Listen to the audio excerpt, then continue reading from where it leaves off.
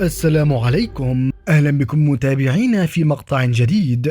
في هذا المقطع سنعرض لكم ما حدث في نزال بطولة الوزن المتوسط لليو اف سي بين بطل العالم الأمريكي المدمر شون ستريكلاند وخصمه العنيد دريكوس دي بليسي، وكيف تمكن دريكوس من سرقة الحزام من ستريكلاند بعد نزال دموي ومليء بالإثارة والحماس.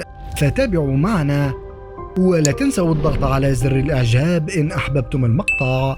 أقيم اليوم نزال بطولة الوزن المتوسط لليو اف سي بين بطل العالم الأمريكي شون ستريكلاند والذي دمر أديسانيا وانتزع حزامه بكل جدارة، وخصمه الحديدي دريكوس دي بليسي والذي لم يهزم في بطولة اليو اف سي من قبل، وقضى على 19 خصما من خصومه 20 بالضربة القاضية أو بالإخضاع. ومن المعروف أن المقاتلين يكرهان بعضهما البعض، وخصوصا بعد الشجار الذي وقع بينهما في المدرجات، عندما قفز ستريكلاند فجأة على دريكوس وبدأ يكيل له اللكمات والشتائم.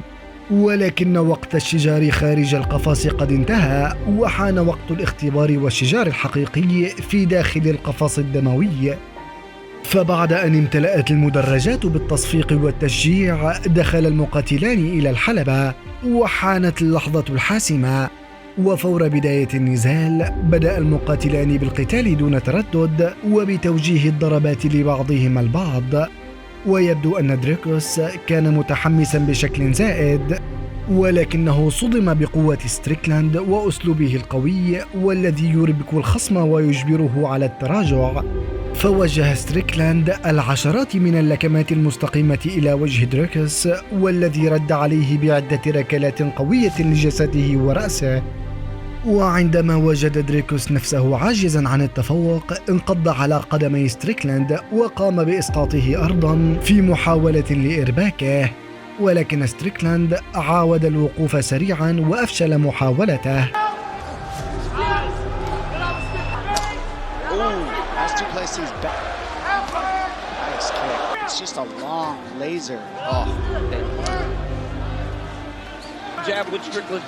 وفي الجولة الثانية عاد المقاتلان للصراع دون توقف، وكان واضحا أن دوبليسي يعاني في إيصال ضرباته إلى ستريكلاند، والذي كان يدافع بأسلوب رائع جعل معظم ضربات دريكوس تضيع في الهواء.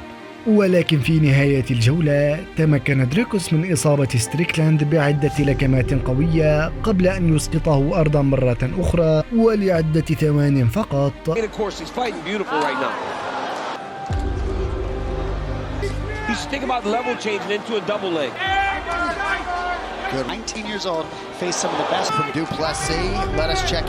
وفي الجولة الثالثة اندفع دريكوس بكل قوته للهجوم على ستريكلاند، وتمكن بالفعل من إصابته بالعديد من الضربات القوية ليكسب نقاط تلك الجولة.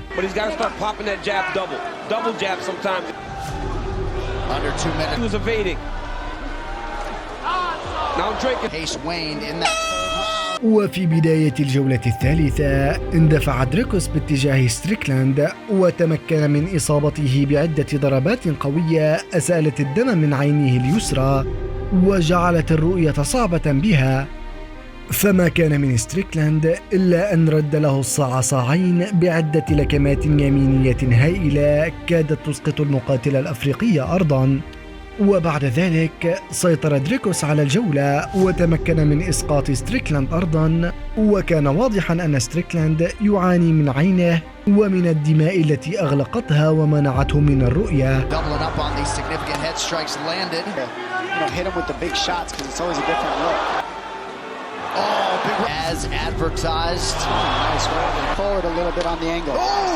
وفي الجولة الأخيرة توحش المقاتل الأمريكي بعد أن شعر بخطر فقدان اللقب وأظهر قوته الحقيقية، فأصاب خصمه جنوب الأفريقي بالعديد من الضربات القوية التي ضمنت له نقاط الجولة.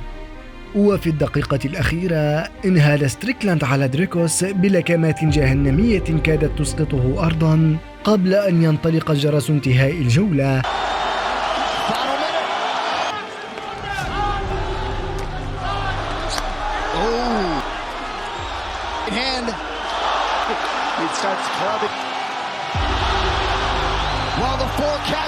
ليرفع كل من المقاتلين يديه عاليا ظنا منه أنه هو من انتصر في هذا النزال المتقارب، وبذلك انتقل القرار إلى أيدي الحكام الثلاثة، والذين قام اثنان منهما باحتساب الفوز لدريكوس بفارق نقطة واحدة، مقابل حكم واحد قام باحتساب الفوز لستريكلاند بفارق نقطة واحدة.